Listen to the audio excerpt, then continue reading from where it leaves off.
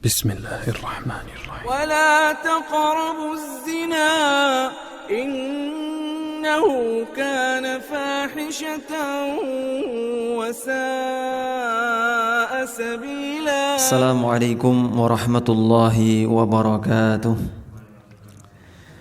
الحمد لله والصلاة والسلام على رسول الله وعلى آله وصحبه ومن والاه, amma ba'du. Segala puji kita haturkan kehadirat Allah yang telah memberikan nikmat dan karunia kepada kita, sehingga di malam hari ini Allah Azza wa Jalla kuatkan kita untuk menjalankan salah satu di antara kewajiban yang Allah berikan kepada kaum muslimin, yaitu mengerjakan salat 5 waktu. Salawat serta salam semoga terlimpah kepada baginda yang mulia Muhammad sallallahu alaihi wasallam, kepada keluarga beliau, kepada para sahabat beliau dan orang-orang yang mengikuti jejak beliau hingga hari kiamat kelak. Kaum muslimin yang semoga senantiasa dirahmati oleh Allah Subhanahu wa taala. Sebelum masuk ke pembahasan tentang dosa yang ke-14, yaitu dosa minum khamar, maka kita sedikit melanjutkan tentang dosa yang ke-13, yaitu dosa pemimpin yang tidak adil atau berlaku zalim terhadap apa yang dipimpinnya. Di antara dalil yang menunjukkan hal tersebut atau perbuatan zalim kepada siapapun yang dipimpinnya adalah perbuatan dosa besar, adalah hadis Nabi alaihi salatu wassalam yang mana beliau bersabda, man ahdasa hadasan, siapa saja yang berlaku zalim, au awa muhdisan, atau melindungi orang yang berbuat zalim, fa alaihi la'natullahi wal malaikati wan nasi ajma'in, maka dia akan ditimpa laknat dari Allah, yaitu dijauhkan dari rahmat Allah Subhanahu wa taala, kemudian dilaknat oleh para malaikat, yang mana doa malaikat ini akan diijabah oleh Allah Subhanahu wa taala, yaitu seorang akan didoakan dengan doa-doa keburukan oleh para malaikat, wan nasi ajma'in, dan seluruh manusia, la yaqbalullahu minhu sarfan wala adlan, Allah tidak menerima darinya amalan yang wajib maupun amalan yang sunnah. Dan tidak menerimanya Allah terhadap amalan yang wajib dan sunnah ini dimulai dari karena berbuat zalim terhadap apa yang dipimpinnya. Seorang pemimpin berlaku zalim kepada rakyatnya, seorang bos berlaku zalim kepada karyawan-karyawannya, seorang imam keluarga berlaku zalim kepada siapa yang dipimpinnya, maka ini masuk ke dalam cakupan hadis ini. Begitupun sabda Nabi alaihi salatu wassalam, man la yarham la yurham, siapa saja yang tidak sayang kepada sesama muslim, maka ia tidak disayang Allah Subhanahu wa taala. Dan rahmat Allah ini adalah sesuatu yang paling kita butuhkan di dunia maupun di akhirat, yang mana Allah Azza wa Jalla memiliki 100 bagian rahmat, kata Nabi alaihi salatu wassalam, yang 1 diturunkan di dunia dan 99 sisanya akan nanti dipetik oleh seorang muslim di hari kiamat. Ketika di dunia seorang enggak mendapatkan rahmat, maka tidak mungkin dia bisa menjalankan ibadah kepada Allah dengan baik. Makanya amalan kebaikan itu saling berkaitan satu sama lainnya. Seorang yang meninggalkan satu amalan kebaikan, maka Allah cabut sedikit demi sedikit rahmat dari orang tersebut. Dan apabila seorang menjauhi atau meninggalkan kewajiban yang Allah perintahkan kepadanya, maka Allah akan cabut pula kenikmatan untuk menjalankan perintah-perintah wajib yang lainnya. Makanya seorang kalau meninggalkan perintah Allah itu pasti bertahap. Awalnya dia meninggalkan A, kemudian nanti disusul meninggalkan perintah yang B, lalu berikutnya ditambah lagi meninggalkan kewajiban yang lainnya, akan semakin bertahap. Dan tidaklah keburukan tadi kalau tidak bertaubat kepada Allah, maka akan diikuti dengan keburukan-keburukan yang lainnya. Dan tanda abainya Allah kepada seorang hamba, apabila hamba tadi mulai disibukkan dengan hal-hal yang tidak memberikan manfaat di dunia maupun di akhirat. Dia diberikan kesibukan seolah-olah sibuk, tapi enggak ada manfaatnya sama sekali, baik di dunia terlebih di hari kiamat. Begitupun Nabi SAW mengatakan, ma min amirin yali umural muslim, tidaklah seorang penguasa yang mengurusi perkara kaum muslimin, summa la yajhadu lahum, kemudian tidak bersungguh-sungguh dalam memimpin mereka, wa yansahu lahum, dan tidak memberikan hak-hak mereka, illa lam yadkhul ma'ahumul jannah, kecuali tidak akan masuk surga bersama mereka. Padahal di antara orang-orang yang dipimpin tadi ada orang yang taat kepada Allah Subhanahu wa taala. Ada di antara orang-orang yang dipimpin tadi orang-orang yang dijamin oleh Allah Azza wa Jalla masuk surga tanpa hisab misalnya. Orang-orang atau pemimpin yang tidak berlaku adil terhadap apa yang dipimpinnya diancam untuk tidak masuk surga bersama golongan orang-orang ini. Karena hisabnya berat. Nah, kalau semua orang faham tentang resiko nanti di hari kiamat terhadap orang yang minta jabatan pimpinan ini, maka mereka tidak lagi tergila-gila atau terobsesi dengan jabatan atau pimpinannya. Baik, kaum muslimin dirahmati oleh Allah Subhanahu wa taala.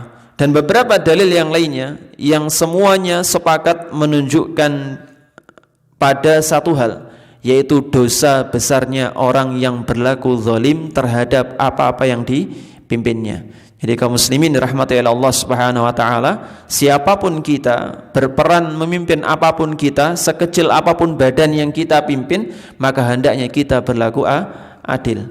Mari kita perhatikan kaum muslimin, ketika Nabi SAW memperingatkan umat manusia atau memperingatkan kaum muslimin dari dosa-dosa yang berkaitan dengan hak manusia alias tidak berlaku adil kepada orang-orang yang berada di bawah kepemimpinannya, maka semuanya menunjukkan kerugian di hari kiamat.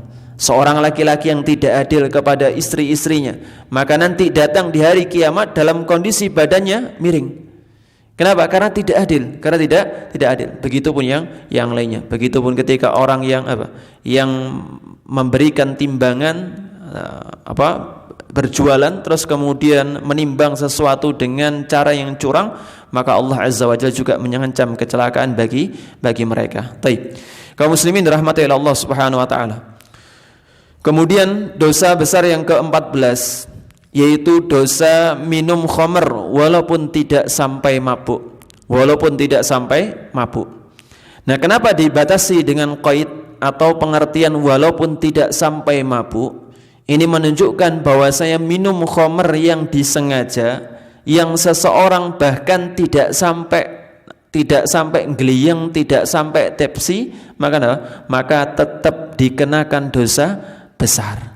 Wah, kalau gitu kalau gitu sama-sama dosa besarnya mending banyak sekali, Ustaz. Enggak.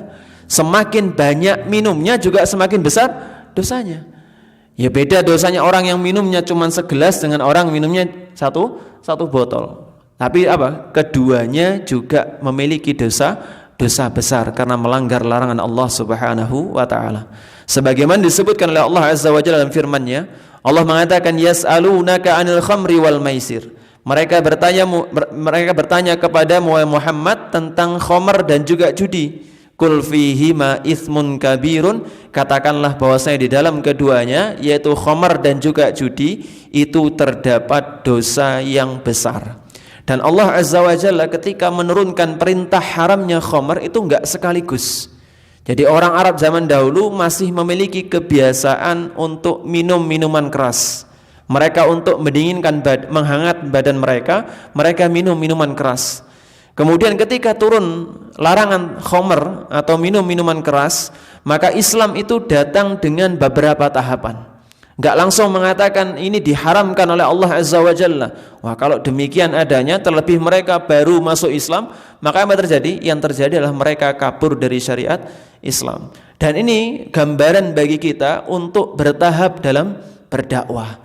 Jadi jangan tiba-tiba datang ke masyarakat yang enggak tahu apa-apa, dikasih materi yang berat-berat, dikasih materi yang mereka sendiri enggak paham tentang hal tersebut. Maka ini pentingnya bagi kita untuk bertahap dalam berdakwah. Dan Islam ketika datang melarang minuman keras bertahap. Yang pertama disebutkan bahwasanya khamr ini ada manfaatnya, meskipun mudaratnya lebih besar dibandingkan manfaatnya. Kemudian bertahap, baru di tahap akhir mengatakan bahwasanya innamal khamru wal maisir wal ansab wal azlamu rijsun min amali syaitan. Baru di akhir dikatakan bahwasanya khamr, terus kemudian maisir judi, al-ansab ngundi nasib dengan anak panah atau berkorban untuk berhala, wal azlam mengundi nasib dengan anak panah, rijsun min amali syaiton, termasuk diantara sesuatu yang najis yang merupakan perbuatan-perbuatan syaiton. Jadi mereka ketika mendengarkan perintah ini, maka apa terjadi? Kata Ibnu Abbas radhiyallahu taala anhuma, lamma nazala tahrimul khamri, ketika turun pengharaman khamr, ketika sudah sampai tahap-tahapannya tadi, kata Ibnu Abbas, masyas sahabatu ba'duhum ila ba'din, maka salah seorang di antara sahabat datang kepada yang lainnya, waqalu, kemudian mereka mengatakan, hurrimatil khamru, khamr telah diharamkan, arak enggak lagi dihalalkan oleh Allah Subhanahu wa taala.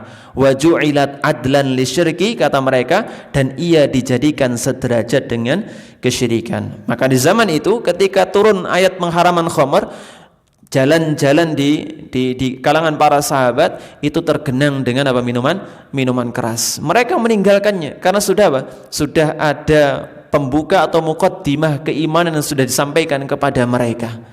Tidak ujuk-ujuk langsung ini diharamkan terus mereka meninggal, enggak, tapi diberikan tahap-tahapannya supaya mereka menerimanya dengan mudah.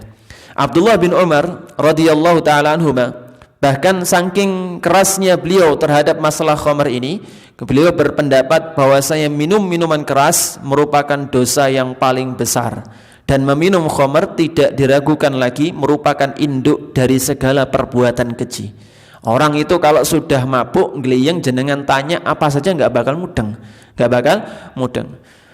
Pernah suatu ketika kami bertemu di terminal, anak masih muda, masih remaja, terus kemudian kami ingin nanya naik angkot apa kalau dari terminal ini ke daerah A. Terus kemudian dia nggak jelas jawabnya. Awalnya kami nggak sadar kalau dia sedang mabuk.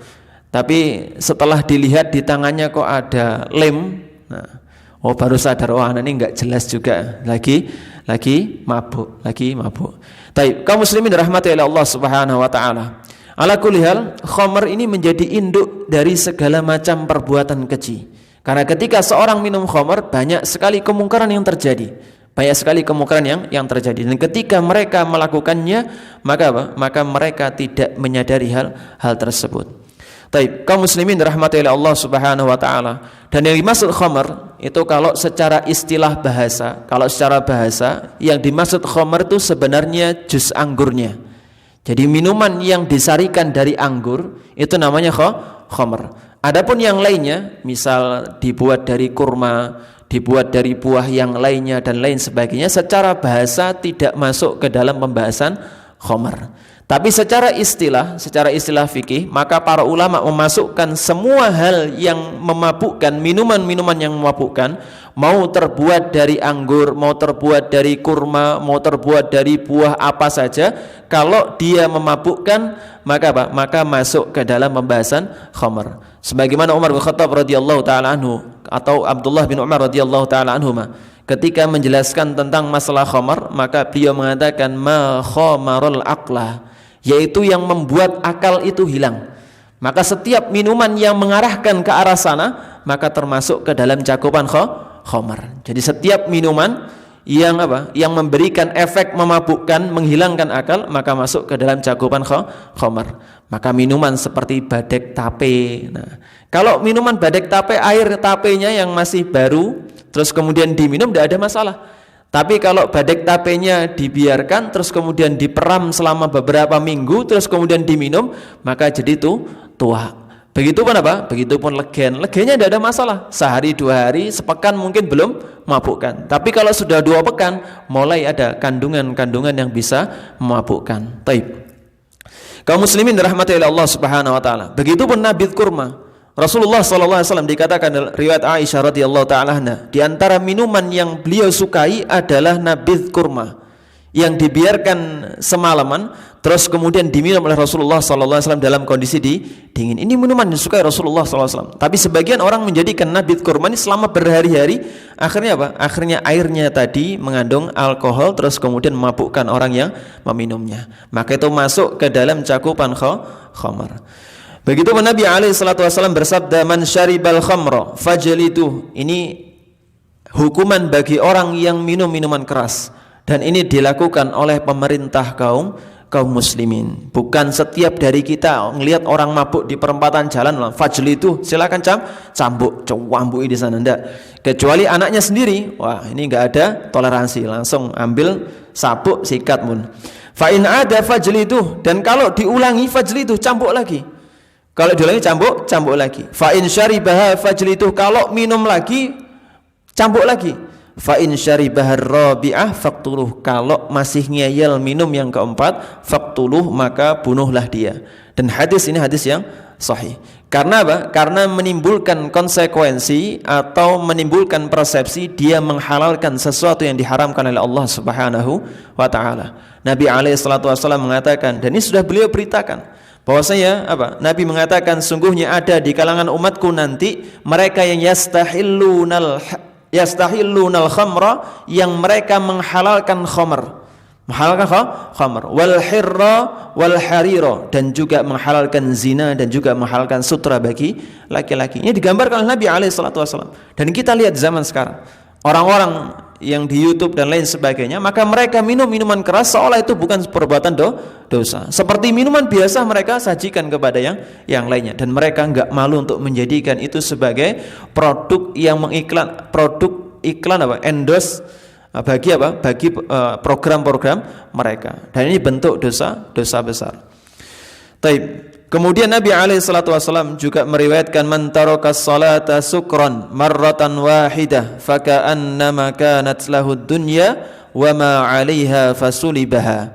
Kata Nabi alaihi salatu wasallam, barang siapa yang meninggalkan salat sekali karena mabuk, maka seakan-akan dia sebelumnya memiliki dunia dan segala isinya, lalu diambil paksa darinya.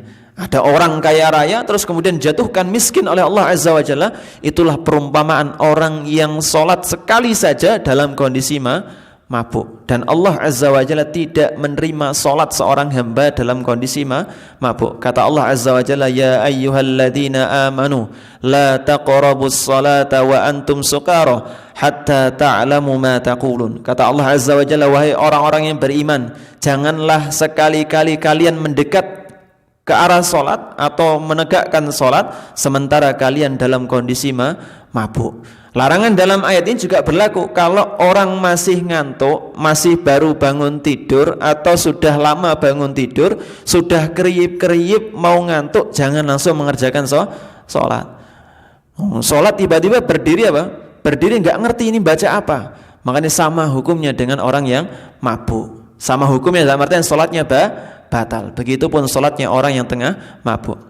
Kata beliau alaihi salatu wasallam, wa man taraka salata arba'a marrat, siapa saja yang meninggalkan salat 4 kali dalam kondisi mabuk, kana haqqan 'ala Allahi ayyasqiyahu min tinatil khabal, maka Allah pasti akan memberikan minum dari tinatul khabal.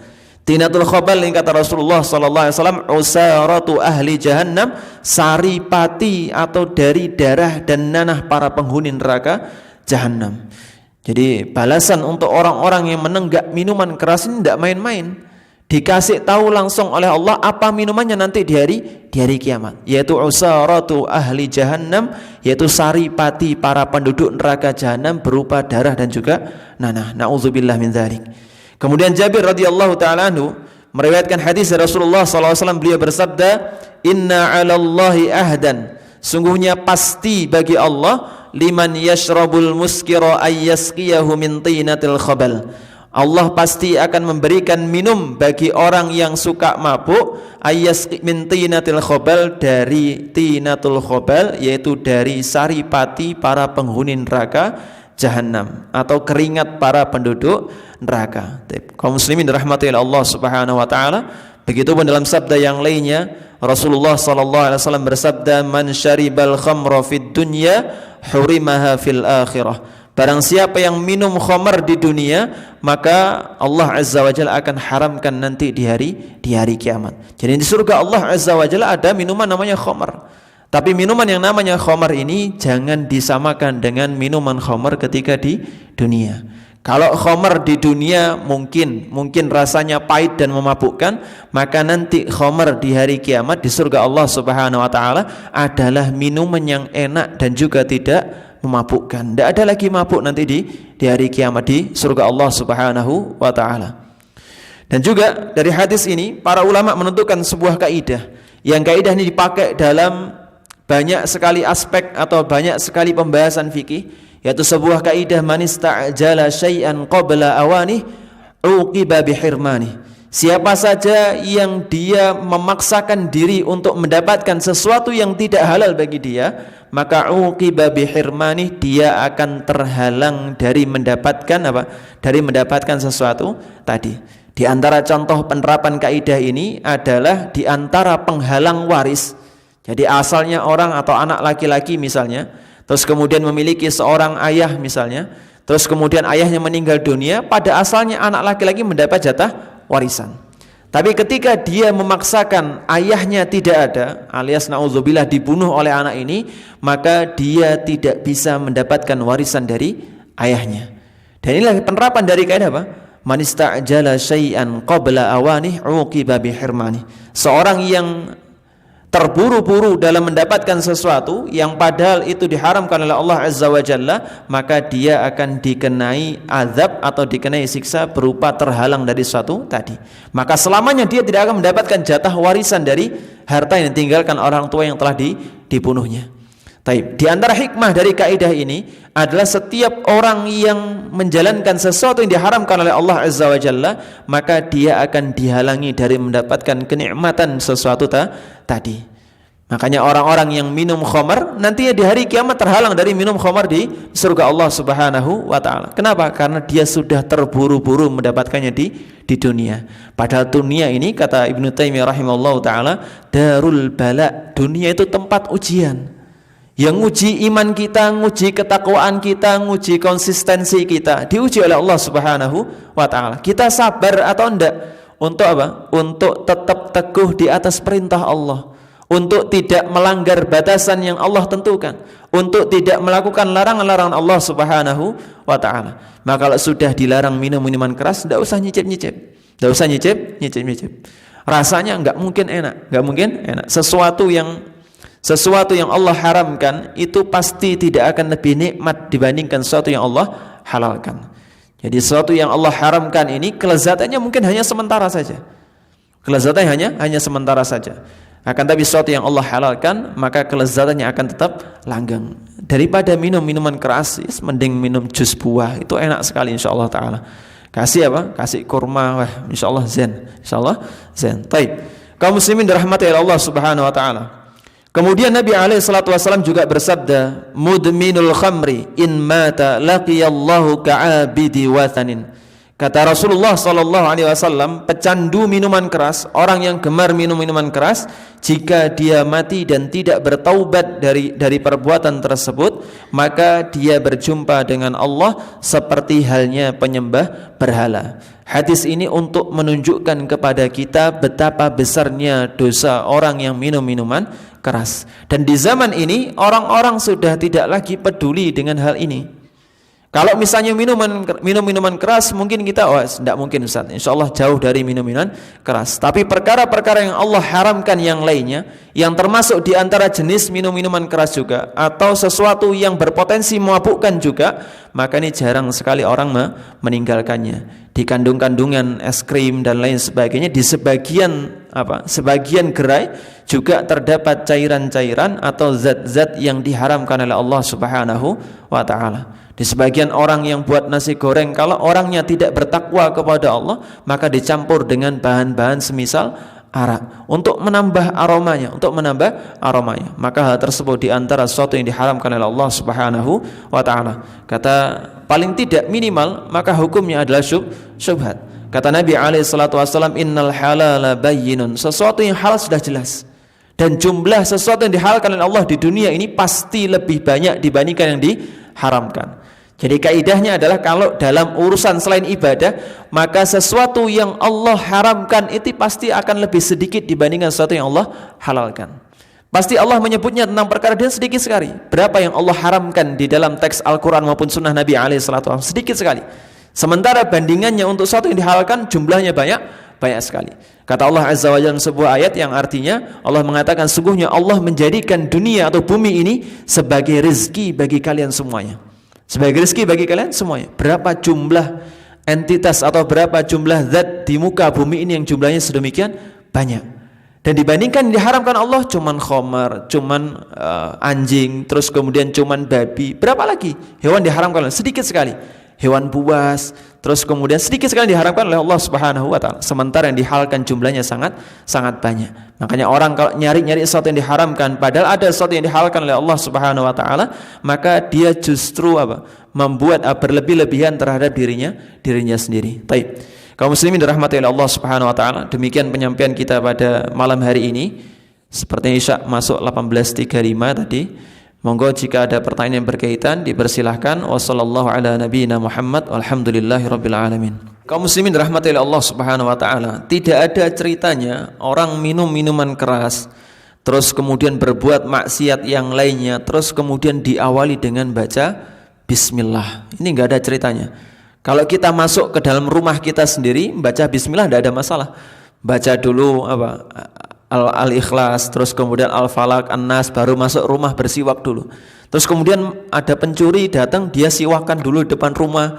Terus kemudian baca Al-Falaq, Al-Ikhlas, kemudian An-Nas, maka tidak menjadikan perbuatannya dihalalkan oleh Allah Subhanahu wa taala. Bahkan boleh jadi kalau niatnya untuk mengolok-olok urusan ini, maka dia jatuh ke dalam istihza, dalam mengolok-olok masalah agama. Dia menggunakan syariat-syariat yang disyariatkan oleh Allah Azza wa Jalla untuk sesuatu yang diharamkan. Ini bisa masuk ke dalam perbuatan istihza, mengolok-olok agama. Dan ucapan seperti ini biasanya datang bukan dari orang yang memiliki ilmu. Biasanya sekedar sekedar filosofis, ya silahkan baca basmalah dulu sebelum bermaksiat, nanti kan takut maksiat. Enggak. Kalau mau maksiat baca ta'awudz dulu, a'udzubillahi minasyaitonir supaya supaya hilang keinginan maksiatnya. Taib. Demikian Allah taala alam.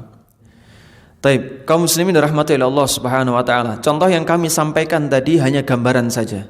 Misal ada seorang mayit meninggalkan seorang anak laki-laki satu-satunya. Akan tapi dia enggak punya ahli waris yang lainnya. Adiknya enggak ada, pamannya enggak ada, kakeknya enggak ada, bapaknya enggak ada. Maka asobah atau sisa waris tadi hanya jatuh kepada si anak tadi. Alias kalau dia punya harta 1 miliar, ya 1 miliar dia berikan kepada anaknya tadi.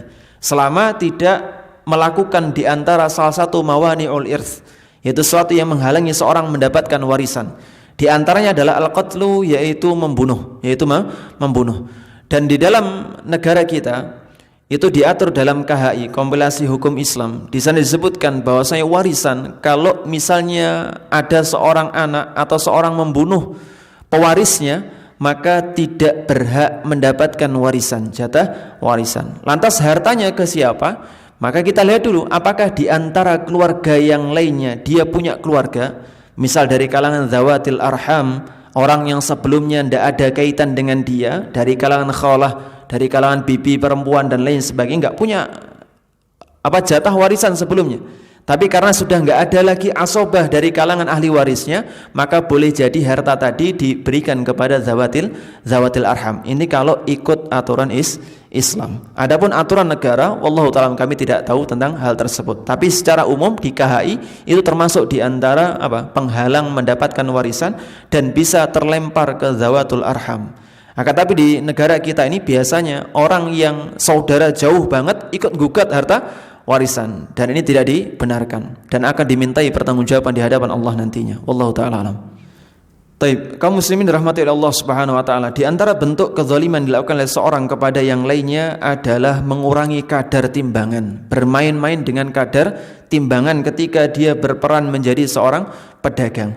Maka contoh yang disebutkan ibu tadi, misalnya seorang nimbang, terus kemudian ketika nimbang diajak ngobrol supaya enggak fokus, terus kemudian segera dicabut timbangnya ketika baru naik sedikit langsung cabut supaya enggak ketahuan, maka ini bentuk kezaliman yang Allah Azza wa Jalla ancam dalam surah Al-Mutaffifin, itu celaka bagi orang-orang yang mengurangi kadar timbangan manusia yang lainnya, dan Allah ancam dengan neraka wail atau kecelakaan nanti di hari kiamat. Lantas apa yang kita lakukan kalau misalnya kita mendapati orang yang demikian? Ya tegur, nasihati, terutama kalau bagian dari kita. Jadi orang itu biasanya mau untuk mendengarkan nasihat kalau langsung interaksi dengan kita. Kalau mungkin saat nimbang punya orang lain, dia nggak akan dengar nasihat kita. Tapi kalau saat nimbang punya kita, maka niscaya dia akan dengar apa? Dia akan dengar nasihat kita. Karena orang itu kalau kelihatan uang, biasanya lebih dengar, telinganya lebih terbuka. Orang-orang yang seperti ini, orang yang seperti ini. Tapi ala kulli hal, kaum muslimin rahmatillah Allah Subhanahu wa taala, kalau seorang mendapati hal demikian, maka kewajiban bagi dia untuk amar ma'ruf nahi mungkar. Untuk amar ma'ruf nahi mungkar. Karena dia tahu pada saat itu, maka kewajiban utamanya falyughayyir biyadihi, ubah dengan tangannya. Kalau enggak mampu, ubah dengan lisannya. Kalau enggak mampu, maka ingkari dengan hati. Dan kewajiban pula bagi dia untuk menyampaikan kepada yang lainnya. Dan menyampaikan kepada yang lainnya tentang keburukan seseorang yang terus berulang kali dilakukan dan merugikan kaum muslimin lainnya, maka ini bukan bentuk bongkar aib. Al-Imam An-Nawawi rahimahullah ta'ala menyebutkan dalam kitab Riyadhus Shalihin, disebutkan ada 6 alasan seorang boleh menghibah atau menggunjing orang lain, nyebutkan keburukan orang lain. Di antaranya adalah kalau dalam rangka menghajar atau ingin memperingatkan manusia dari keburukan orang ini. Hati-hati, Pak Fulan ini suka mencuri. Kalau dia main di rumahmu, awasi semua barang-barangmu. Ini bukan apa? Bukan menyebarkan aib. Atau menyebarkan aib ini diperbolehkan. Hati-hati kalau beli di Bu Fulanah. Karena Bu Fulanah ini kadangkala timbangannya enggak dipreskan, atau ada gandulannya di bawah timbangannya. Maka ini bentuk apa? Bentuk amar ma'ruf nahi mungkar, yang bahkan kita berpahala kalau kita meringatkan manusia dari hal tersebut. Wallahu ta'ala alam. Kaum muslimin dirahmati oleh Allah Subhanahu wa taala, seorang yang memimpin satu instansi atau satu lembaga tertentu, maka kewajiban bagi dia untuk mengondisikan lembaga atau instansinya tetap berada dalam kebaikan, dan tidak boleh bagi dia untuk membiarkan keburukan berada di bawah instansinya sama sekali. Mau seorang guru, terlebih kepala sekolah yang memiliki kuasa untuk mengubah atau memperingatkan orang-orang yang berada di bawah bimbingannya atau bawah pimpinannya, maka berkewajiban untuk menyampaikan hal tersebut. Lantas bagaimana kalau mereka tidak ambil tindakan sama sekali, bahkan lempar sana lempar sini? Maka tanggung jawab mereka di hadapan Allah Subhanahu wa ta'ala.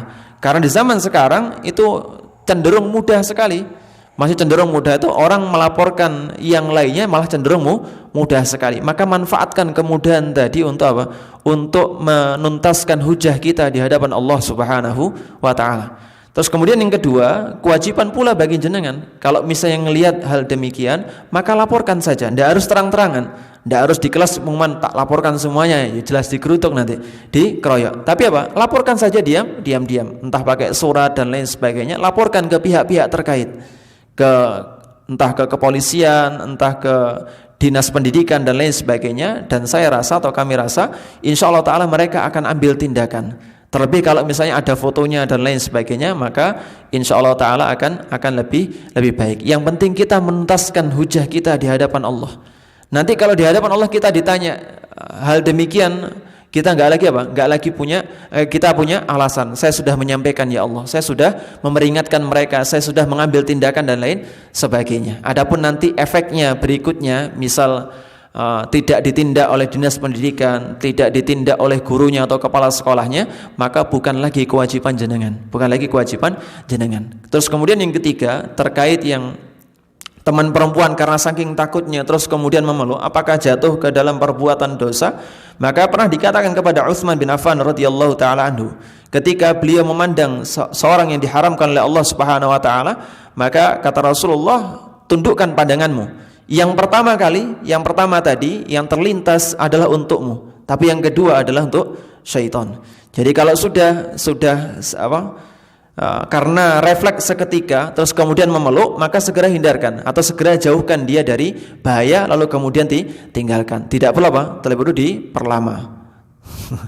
Tidak perlu diperlama. Dan takut yang seperti ini, refleks yang seperti ini tidak berdosa. Sebagaimana pernah suatu ketika dikatakan oleh Nabi alaihi salatu wasallam, ada seorang yang saking senangnya terus kemudian dia pernah kehilangan sesuatu, terus kemudian nemu lagi sesuatu tadi.